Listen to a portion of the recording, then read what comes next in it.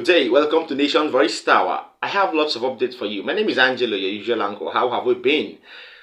As for we over here, we've been doing just fine, and we've been looking over everybody, and we are looking forward to positivity and a good turn in governance and political stability. Now, let me tell you what has been going on. There is a rumor going round that the final judgment day for the Presidential Elections Petitions Tribunal has been set to be on the 16th day of September 2023. That is what this rumor is saying. And I have not really confirmed deeply, but everybody around where I stay over here is saying that back in Nigeria, what they're hearing from Nigeria is that on the 16th September 2023, which is barely 2 weeks from now or thereabouts, the tribunal will give its ruling. But I just tried to break that with you. So we'll keep our fingers crossed to confirm it is not legitimate yet. Mind you, it is not confirmed yet. We are just putting our ears down and hearing rumors, all right? These are the rumors making the rounds. Now, something is happening. Ministers have been confirmed in their various portfolios and ministries, and in as much as we appreciate the fact that every minister or everybody who has been given something good or better deserves to really give God thanks or anything, but something has drawn our attention and I felt I should share. Within the last 24 hours, our Honorable Minister of Humanitarian Affairs, Honorable Betta Edu, has been called out for the wrong reasons. Did you know what this woman has been caught doing? Or what she was caught doing? Now listen. Although she has come under scrutiny countless times, even before she became a ministerial nominee, while she was a woman leader of the APC, domiciled in Cross River State, even while she was a doctor practicing in Calabar, she has been into one or two controversies especially during the COVID-19 or NSAS period. Now, she has been called out again. There is a video, or there are two videos making the rounds in the internet where, number one, the first video has her dancing to a secular music in a gathering that looks like a social gathering, and then the second video would make you blow up. The second video and what she did in that video is going to make you so pissed off, and you will feel like sending her away from the portfolio or from the ministry she was given. That second video, has shaken the whole Nigerian internet space because of what this minister was seen doing in that video. Now, without much ado, I will give you a cutaway. As you can see by the side, this is her dancing, and then she's dancing in a social gathering, all right? And I suppose that this social gathering is something that has to do with her ministerial nomination or confirmation. All right, in as much as we are not against you celebrating success and progress, we're also trying to remind you that in such a case, you should have to pipe low, pending on when things will get better, then you can now move forward. What if after celebration, then tomorrow Betta Edu Tinibu is disqualified? What will happen to the celebration you had put up? Yes, now let me quickly go to the second video. In this second video, I will not say much. In this second video, I will just show it to you so that you will see. In this second video, as you can see here, Dr. Betta Edu allegedly shared sums of money to her workers in the office or in the ministry as lunch. And did you know how much she shared to them? She shared $500 each. And the person that posted this thought she was celebrating, instead of her to keep them to herself, and decided to call out the minister. And here is it. She's showing us dollars. 500 whooping dollars was given to workers, each and every worker in the ministry where she works, as a sort of lunch or a fee for eating outside, or a break fee. Okay, look at what our ministers, not politicians, rather our ministers are doing. Look, of course they are politicians. Look at what they are doing. Look at how far they are going, sharing our money. Did you know that with the present exchange rate, $500 is worth over 300,000 naira? Do you know? So if you are asked, you would say that you are empowering your workers. Why don't you bring this cumulatively and help a particular clan, village, or local government? We're not saying your workers shouldn't be helped, all right, but not with large sums of money like this. Well, let's say somehow by giving them money, let's hope that you're reaching out to the less privileged Nigerians too. But I don't think someone who is a clerical staff in a ministry directly under you is supposed to be less than at least 100,000 naira, regardless of what qualification they have. At least the least person in a ministry should be a messenger, aside the gate man or the security man. So the minimum wage at 30,000, which is not enough, you should as well know that anybody working in the corporate environment of the ministry should have a better pay. So you should reach out instead to people in other villages collectively, okay, other than sharing lots of money in this way, in dollars.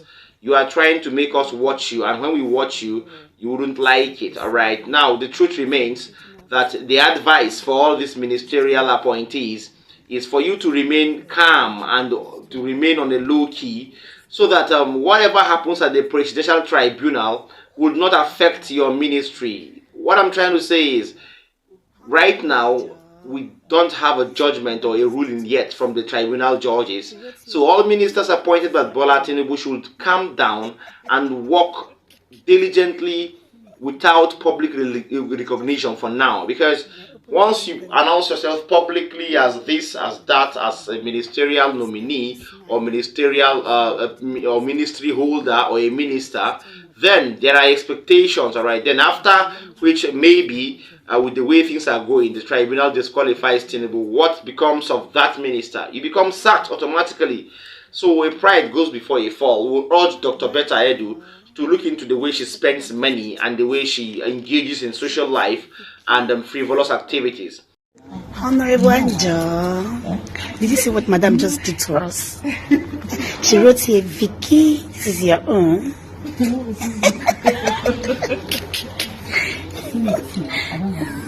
She just said Vicky, and I opened the envelope. When I opened the envelope, behold, all the staff were smiling, celebrating all the staff. It is too much. This is too much for lunch. This is too much for lunch. This is too much.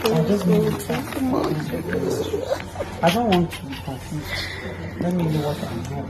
Now, secondly, I have something that will interest you. Yes, about the ongoing rift in Edo State between Governor Godwin Obaseki and his deputy, Honorable Philip Shuaibu. I think we've got good news on that update because news reaching us a few hours ago says that Honorable Philip Shuaibu has repented, is now remorseful, and is ready to pay loyalty, allegiance, and respect to his boss, Governor Godwin Obaseki. This came as a sort of relief to members of the opposition, members of the party, PDP party, and a sort of, let's say, strategy for members of the opposition. Because if you ask me, I would say that Honorable Shuaibu did not come wholeheartedly to pay allegiance, because he said something about ambition while he was tendering his apology publicly. Listen to the two hierarchies in Edo State while they spoke. The first video that's going to come to you is Governor Godwin Obaseki at an event where he had to thank God and say the needful to the people of Edo State. Immediately after that video, coming next is Honorable Philip Shuaibu, who in a general press conference apologized to his boss and paid allegiance to his boss and actually declared his utmost respect for the governor of Edo State. Stay tuned. The glory of this new era is not a distant ideal. It is intricately woven into our beliefs and action, interwoven into the tapestry of our pursuits. It strives in classrooms where knowledge is shared, on streets where kindness prevails, and in halls where decisions are made. So let us rise above limitations and envision a new state where the fear of God takes precedence, progress is ceaseless, unity is indomitable, and humanity thrives. The challenge we face are opportunities to prove our resilience, and the triumphs we achieve are tributes to our collective spirit. Today, we charge ourselves with the responsibility to be the driving force behind the glory of a new Edo. Let our dedication be unwavering, our efforts tireless, and our commitment resolute. As we step forward into this new chapter, let each of us etch our legacy in the annals of history, a legacy defined by first spiritual revival and then progress, unity, and the radiant glory of the new Edo. As for the issues that are around town for the past, when I was away, I really would not want to. Issues that concern my governor are not things I would like to speak on camera. No. It's my senior brother and my boss, and I don't think I should talk about anything. And if I have issues with him, I think it's better settled at home, not in the media. And so I don't want to really talk about anything that concerns my governor in the media. I'm well brought up, and I can tell you that from my Christian background, you understand, I may take, if you make a vow with God that you want to do something, you must fulfill it. And the vow I've taken with God is that I will continue to support Godwin Obaseki as the governor of Edo State from beginning to the end. But that doesn't stop any other thing that has to do with ambition. Ambition is personal.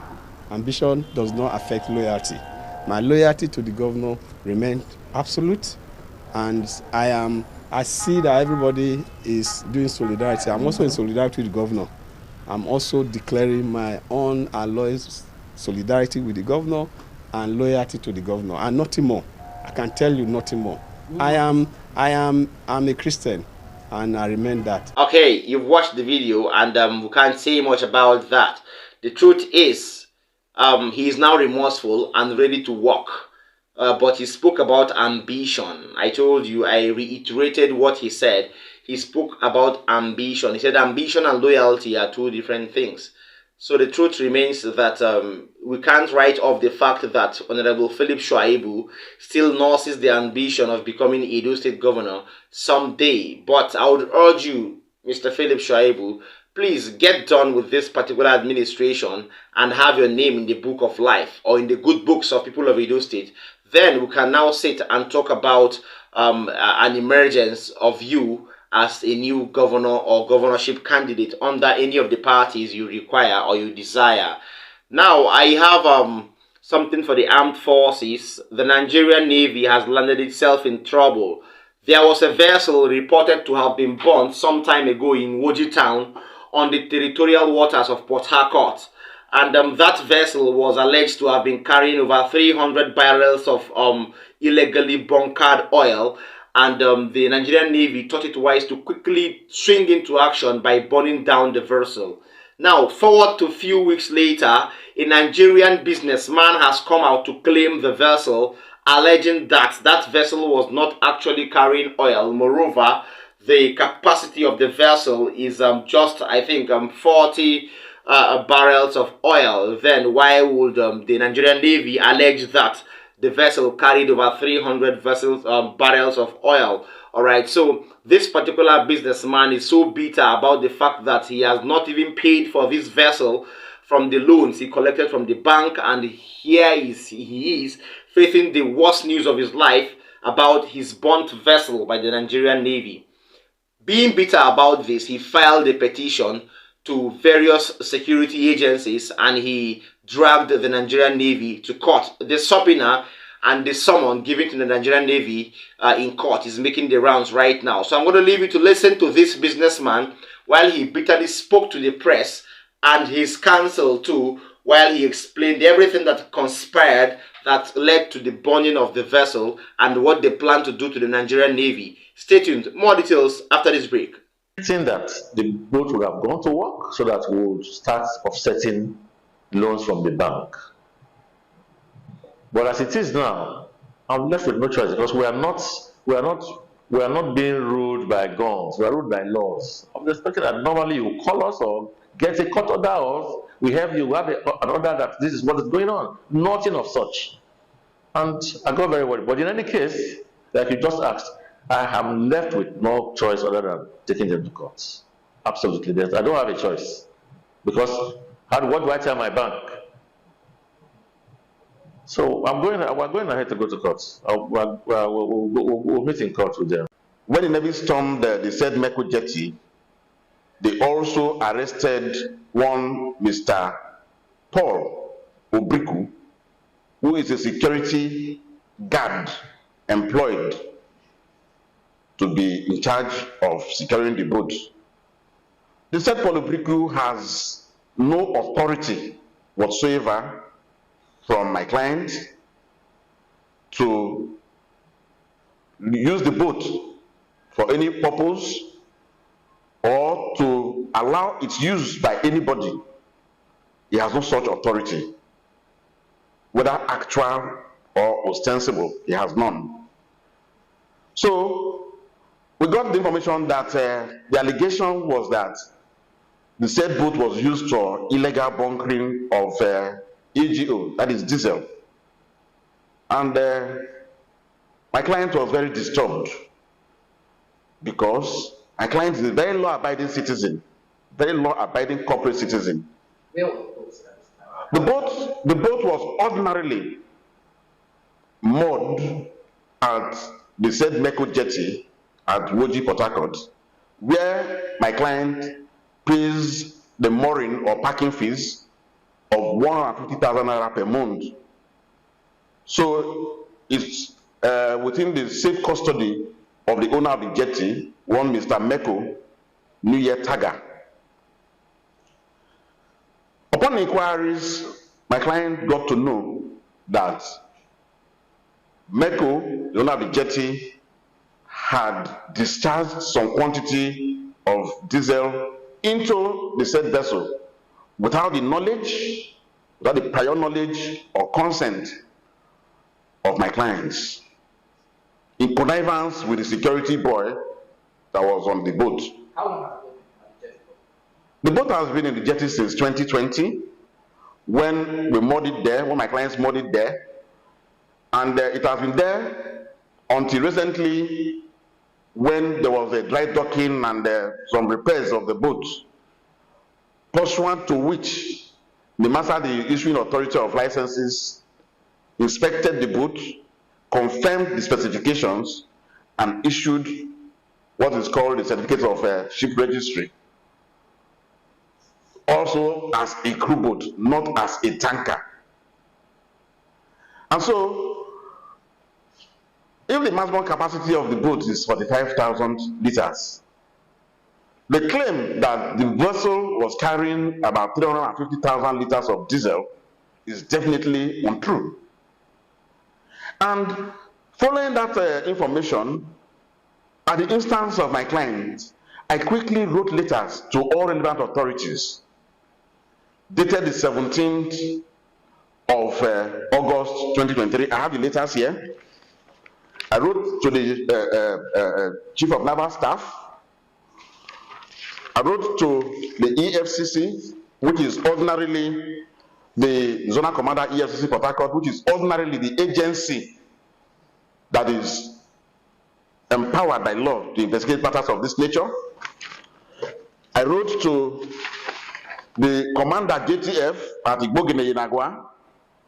I also wrote to the Sector 3 Commander of the JTF OPDS at Okrika. All were duly acknowledged as received. All letters dated 17th of August. Now, the specifications are also contained here of the vessel in question, which is a small vessel, just a crew boat. The certificate from NIMASA is also here, showing when it was issued. It was issued on the 14th of April this year. And this certificate did not get to the hands of my clients until sometime about July 2023. So, apart from the Commissioner of Police, whom we also wrote a petition to, none of these other bodies, none of these other investigative or security agencies have done anything concerning the petitions we raised very, very timelessly. What did the Commissioner of Police do? But the Commissioner of Police quickly swung into action, detailed his Deputy Commissioner in charge of State CID to investigate. And he, in turn, quickly swung into action. As at yesterday morning, 23rd day of August 2023, the said MECO, the owner of the jetty where our clients lawfully moored his vessel in question, was arrested. As we speak, to the best of my knowledge, is still being detained by the State CID Port Harcourt. But my worry is simply that when the owner of the vessel has communicated to all these agencies that it has no complicity in the alleged crime, if any at all, when the owner of the vessel is not in any way involved in any criminality, why should the owner lose his much prized vessel, which is running into billions of naira?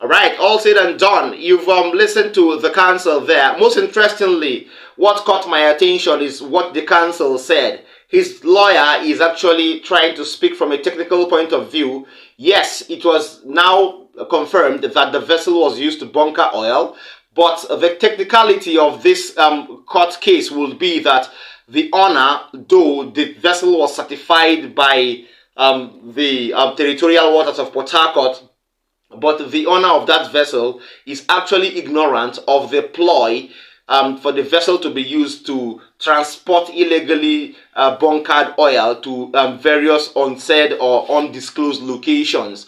So let's hope that these technicalities would help him win his case against the Nigerian Navy. But I will remind you, Mr. Businessman, that it's very, very hard for someone to really win a case against the government, especially when you are already ignorant of the law. Remember, there is no ignorance when it comes to allegiance to the Constitution and the law. Hence the reason why the security operatives say there is no ignorance to the law.